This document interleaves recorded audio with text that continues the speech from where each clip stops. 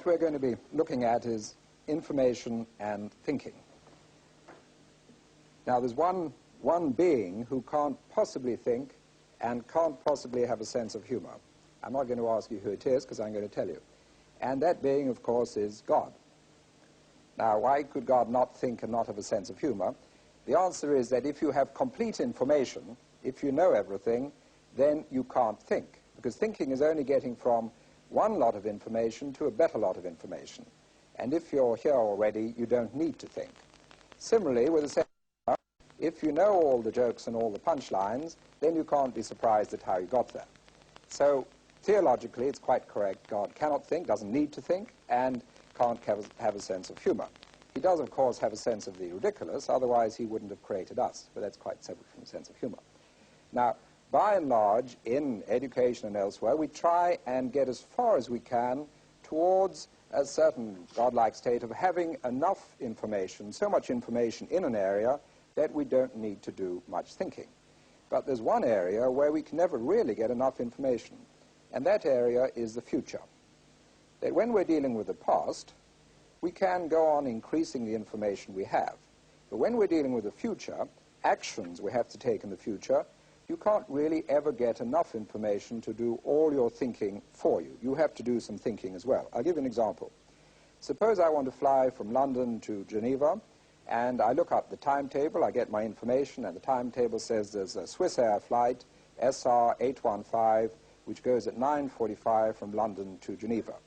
Now, I'm going to ask you, what sort of thinking do I need to do in addition to that? I've got the timetable, I've got that information. What sort of thinking do I need to do in addition to having that information? Let's have some suggestions. Yes? Time zone change. Okay, the time zone change, I may have to think of it or adjust my watch for 1 hour, yes? Think what time we've got to get to the airport. Yes, what time do I have to get to the airport? How far do I have to get ahead? What clothes you wear for the climate. Yes, good one. What's it going to be like, cold, warm? How are you going to get to the airport? Very good. How am I going to get? Underground, car, taxi, may have to think about rush hour. Right, so the point I'm making is that even where we do have information, like the 9:45 to Geneva, we still have to do a lot of information, around, a lot of thinking around that basic information. So we need both information and thinking. So what it amounts to is that thinking is no substitute for information, and information is no substitute for thinking. Now, there's a point which I'm going to make here, which I'll come back to later in the program, and this is the difference between what we might call cleverness and what we might call wisdom. And that's really rather an important point. Cleverness is like a camera with a very sharp focus, and that we can look at something very clearly and see it very clearly. Wisdom is really more where we spread out. We take many things into consideration, we expand what we're looking at, we bring many things in, rather like we were doing with the air flight. How many things do we have to consider in that area? Now let's move on and look at how we get information, how we use information. And there's really 3 things we need to look at. One is the information which is available, which is, as it were, in front of us. Then we look at, which is very important, the better use or best use of available information. And we'll do a little exercise on that. And I've got some shapes drawn out here, which I'm going to put up on the screen. Now, there. Any guesses at that stage? Go there. What? M. M. What else? H. H. N. N. What else? What else? You? H. H. We've had H, M, N, X. X. Yes? K. A. K. All right, let's move on a little bit. Now, anyone? N. N. Okay, it is N. The lady was quite right. She obviously knows her letters very well. She's right both times. The slight width there rather than there. Otherwise, in the beginning, it could have been an E, a Z, an H, an M, and so on. But at this stage, it's quite clearly is an N, which it is. What we're doing there is really working on the available information and using it to try and recognize some existing pattern, like the letters we know of the alphabet are very obvious existing patterns. So one of the uses of available information is to try and trigger off some available pattern, and then we say we recognize a pattern, we know all about it, we can use it. Now, another way of using information is obviously logic, and what we try and do in logic is to see how the different bits of information fit together. Suppose I wanted to get from town A to town B, and there's no immediate road. But I know, for example, that from A I can get to C, and then from C I can get to B. And by putting those two pieces of information together, we go from A to B.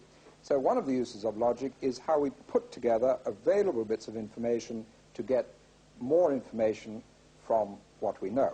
In logic, what we often try and do is to try and get ourselves in a situation where we say something either must be so, or the negative side, it can't be so, in order to allow us to move forward.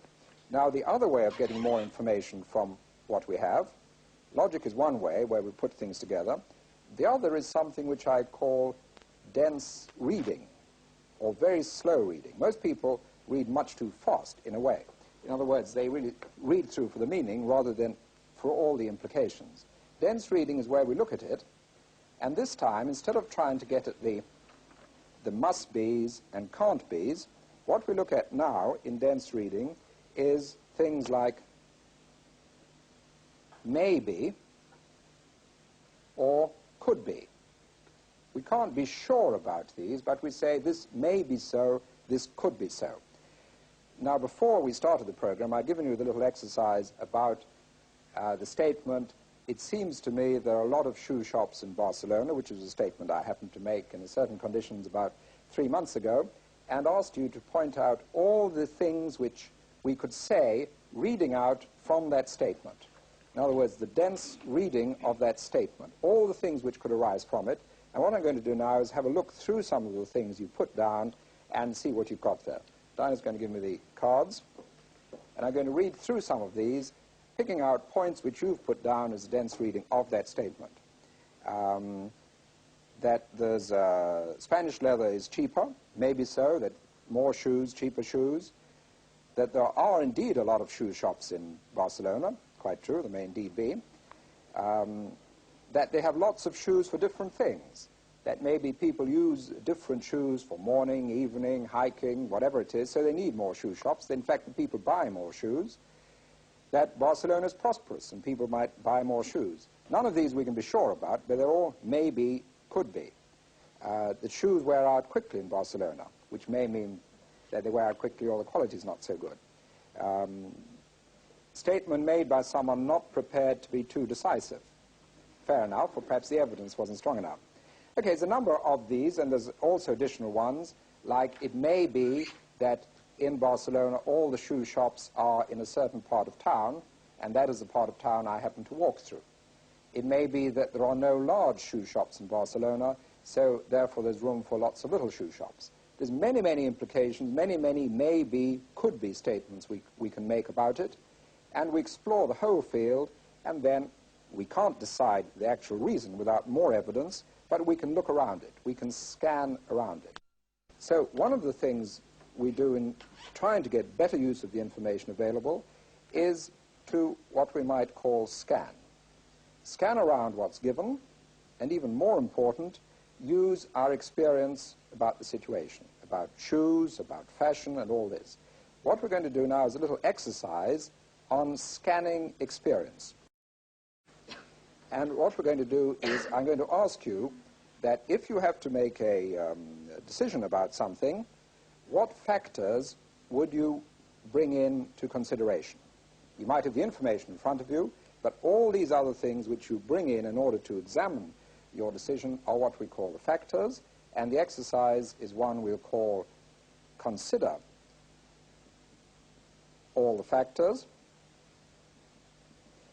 And for shorthand, we call that CAF, CAF, just so when we use these lessons in school, you can just refer to it. You can say, do a CAF on something. Now, that's one exercise. The other exercise is when we make a decision, then certain consequences happen. The immediate future, short-term future, long-term future. So here we're looking at the consequences of our decision. Now, there's quite a close similarity between the consider all factor and the consequences, because really consequences are those factors which are going to happen in the future as a result of your taking action. This one we call C and S. The S actually stands for sequel, or sequelae, but you can just think of it as C and S. What I'm going to do is ask one half of the room to do the C and S exercise, the other half to do the CAF exercise, on the same problem which I'm going to give you. And the problem is this. You live in town, let's say, and you're considering giving up your car. Maybe because of parking, maybe because petrol is too expensive, whatever the reason. You're just discussing with your family or other people the possibility of giving up your car, making a decision to give up your car. Now, on one side, I want you to consider all the factors you need to think of, and on the other, what you might think the consequences of that decision. When you're doing the consequences, there are the immediate consequences, which is up to 1 year. There's the short term, and there's the long term, which is over 5 years. So in your groups now, and that's 5 years plus, in your groups this side of the room, you consider the factors you'd have to take into account in making that decision. This side, just look at the consequences of what would happen if you did give up your car. All right? In your groups, as you were before, all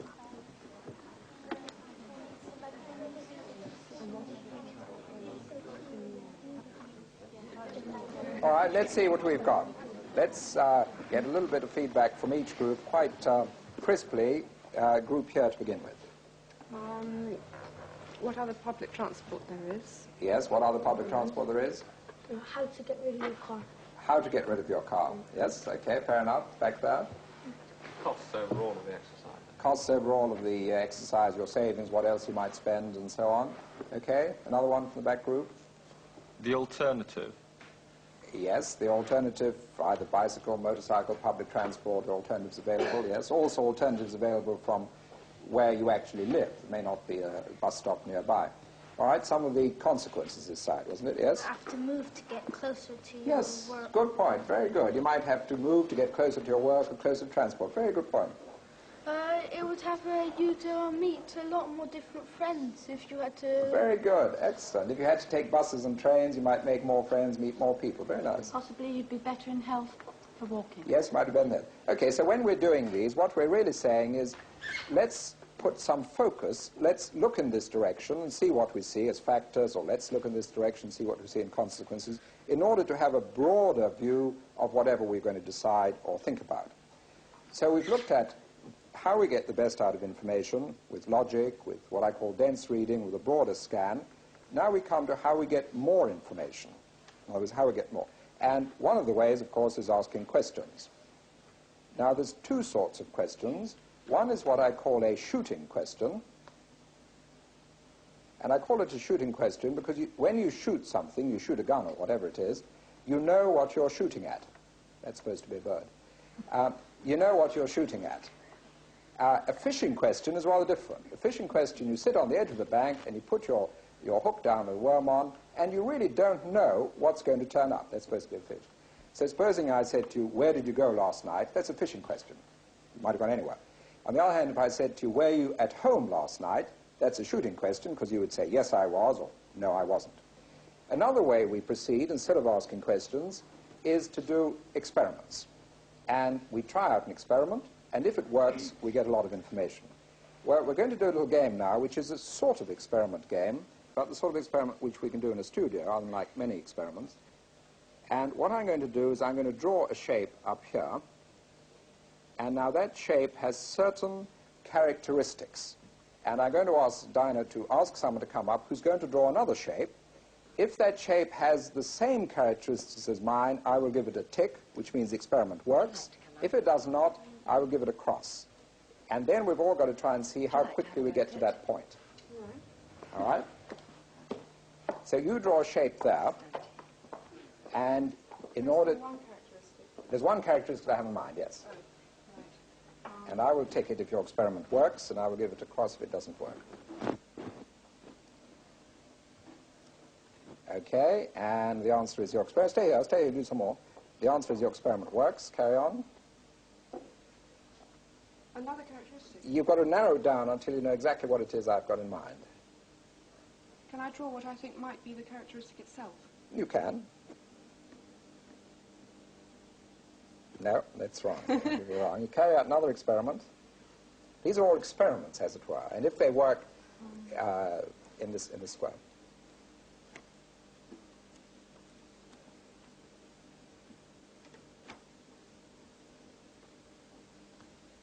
Okay, the answer is that also works. Try one more. Trying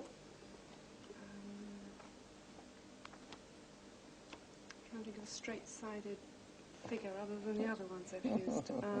Is that the right idea? No, just keep going, keep going, keep going.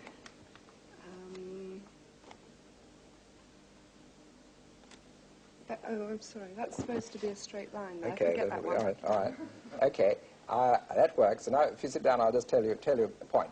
All these experiments work except that. That was a guess towards the end. Is it this? These are all experiments. They work.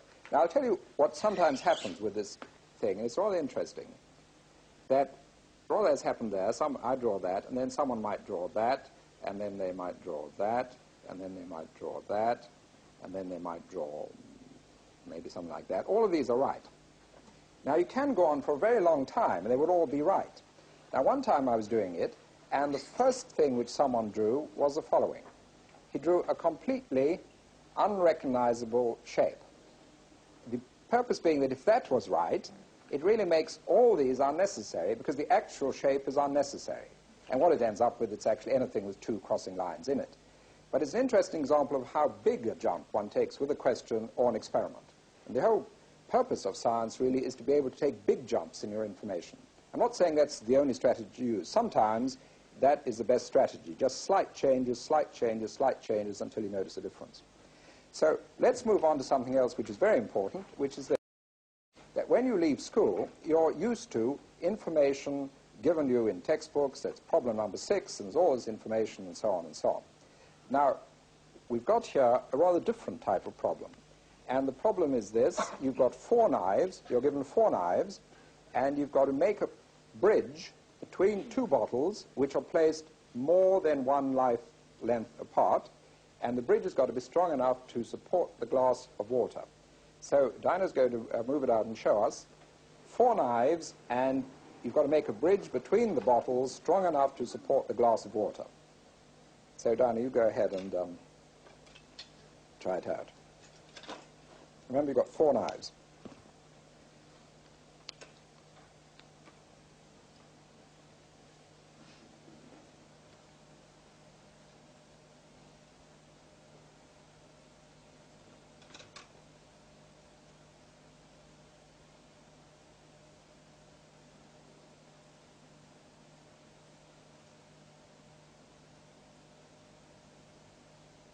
There we are. Now, it's actually quite difficult to do with steady hands at the best of times, let alone when the camera's on it. Well done, Dinah. Now, the point of the exercise was this. I wrote this up in one of my books, and I said you can use 4 knives. Actually, you only need 3. So I got lots of furious letters back from people saying, if you only needed 3, why did you say you could use 4? And that's precisely the point I'm making, that when we're in school, we're given all the information, we're supposed to use it all. But as soon as you leave school, no one is packaging information for you. You have to decide which information you use, which information you don't use, and really get a bit too used to having information put in nice packages. When we go out into the world, we've got to find the information, we've got to assess it, decide what we're going to use, decide what to look for. Now we come on to the last exercise, and it really overlies the whole lot and wraps it up, and really looking at the information that is in, the information we are given in a situation, rather like with the Barcelona story, what are all the implications there, and the information that is left out, which we would like to have. And again, in order to give us sort of handle on it, we create a little syllable for it, and we call information in phi and information out pho, FIFO. Now, what I want you in your groups is I'm going to give you something to think about, and I want you to tell me the information that is given, the information that is not there, but which you are conscious of as not being there. In other words, you can see a gap. I would like that information. And the statement is that there is evidence to suggest that teaching thinking improves pupils' thinking. Now, in your groups, discuss what is given you there and what things are not there which you would like to have.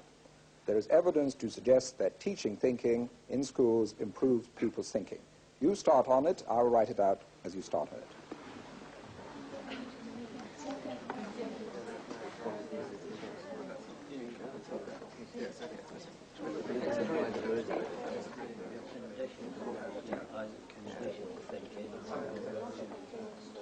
All right, let's get some feedback from you quite crisply. Let's have some things which you can say are either there or which are left out. All right, front here. What was given? That there's evidence Yes. that this occurs in schools. All right, things which are left out. Back group, what would you like to know? I'd like to know in what form the evidence... Yes, you'd like to know the form of evidence. Yes, what else? How authoritative it was. Yes, what else? What age group? What age group? What else? How success is measured. How success is measured? Yes, those are all very much in the same area. Yes. Is the teaching, is the pupil being conditioned? Yes. Or as in a free society? Okay. What is the method of Is it teaching? biased? Methods of biased or... Yes. Okay. How does this improve the people? Yes. How does it improve it? In what area? In general? In other subjects? For how long? What else? Were the experiments carried out over a general cross-section? And if Yes. so, which ones Yeah. improved most? Okay. Obviously, there's a lot of other things like how long was it taught for? How long does the improvement last? Let's look at some of the things which are in there for the moment now. What's some of the things which are in there, not the things which are left out? Yes? It's suggesting it rather than telling it. Yes, good point. It's suggesting rather than saying this is so. What else? What are the things that are in there? That study has been made of. That something has been done to give that suggestion, yes? All right, and that someone has an idea, even if it's not necessarily the right one, of what improving means. So, okay, last point, yes? That somebody has been teaching thinking. Yes, fair enough. All right, let's move on now and let's summarize all we've been talking about. And I think the points that I want to put across are these. First of all, that we need both information and thinking, that thinking is no substitute for information, and information by itself is not sufficient. There's very few areas where information is enough. The second is that how we get the fullest use of our information, the putting things together with logic, what I call the dense reading, all the implications, what I call the experience scan, the consider all factors, looking at consequences, and so on. Then with questions, we have the shooting questions, which are very precisely aimed, the fishing questions, where we dangle something and hope something comes up. Then with our questions, tests, experiments, the bigger the jump we can make, the more information we can get in. And finally, what I call the information in, information out, really getting into the habit of assessing in a situation, all the information is there, and being pretty clear about those areas where we really do need more information. And that's not easy, to actually define the gap as such. Where we'll come to at the end of this part, where we've looked at information and thinking and decided we need both.